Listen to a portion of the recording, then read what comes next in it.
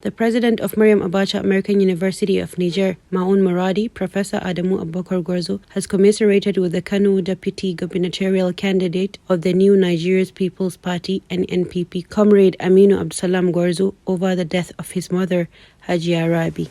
The deceased died on Saturday, the 5th of October 2022 in Kano at the age of 88 after a brief illness. The condolence message was contained in a statement signed by Professor Gwarzo on Sunday. Professor Gwarzo described the death of Hajia Rabi as a great loss not only to her immediate family, but to Karai Emirate and Kano State at large. I wish to extend my deepest and heartfelt condolences to Comrade Aminu Abdulsalam on the demise of our mother Hajia Rabi, Professor said. Professor Gwarzo prayed to Almighty Allah to give Comrade Aminu Abdulsalam and members of his family the courage to bear the irreplaceable loss. He also prayed Allah Almighty to forgive her shortcomings and grant the deceased the highest place of Jannah, inshallah.